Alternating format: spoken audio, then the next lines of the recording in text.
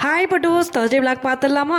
இன்னைக்கு மார்னிங் கொஞ்சம் லேட் ஆயிடுச்சு. நமக்கு இருக்கவே இருக்கு ஈஸி ரெசிபி, ரசமும் உருளைக்கிழங்கும். அதுதான் இன்னைக்கு பண்ணியிருந்தேன். இந்த மாதிரி அவசரத்தில் பண்ணால் மட்டும் எப்படி டேஸ்ட்டாக இருக்குன்னே தெரில. இன்னைக்கு உருளைக்கிழங்கு செம்ம டேஸ்ட்டாக இருந்துச்சு. ஸ்கூல் விட்டு வீட்டுக்கு வந்துட்டு, ஆனால் சரியான தலைவலிங்க. எப்படி தான் இந்த 2 வீலர்லாம் ட்ராவல் பண்ணுறாங்கன்னு தெரில. எனக்கு ஸ்கூல்லேருந்து பார்த்தீங்கன்னா ஒரு 55 மினிட்ஸ் ஆகும் வீட்டுக்கு வரதுக்கு. அதில் இந்த மத்தியான நேரத்தில் வரன்றதுனாலயா என்னன்னு தெரில, வந்தாலே தலைவலி தான். டெய்லி வந்து ஒரு 2 hours தூங்கிடுறேன். 3 days பேக் எங்கள் நாத்தனார் வீட்டுக்கு வந்திருந்தாங்க. அவங்க தான் நாட்டுக்கோழி முட்டை கொண்டு வந்திருந்தாங்க. இங்கே கிடைக்கிறது வந்து ஒரிஜினலாக இருக்குமான்னு எனக்கு தெரியல. அவங்க கொஞ்சம் இன்டீரியரான பிளேஸில் இருக்கிறதுனால அங்கேருந்து வர முட்டை ஒரிஜினலாக இருக்கும்.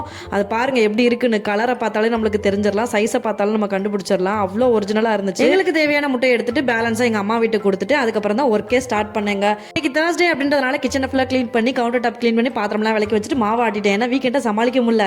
இன்னைக்கு நைட்டு வந்து பொடி தோசை தான். பொடியை சைடில் வச்சா சாப்பிட மாட்டாங்க, பட் பொடி தோசை அப்படின்னு சொல்லி கொடுத்தா சாப்பிட்ருவாங்க. அதனால அந்த மாதிரி பண்ணி கொடுத்துட்டேன். இன்னைக்கு டே எனக்கு இப்படி தான் போயிருக்கு. நெக்ஸ்ட் ஒரு விளக்கில் மீட் பண்ணுறேன். பை பட்டூஸ்.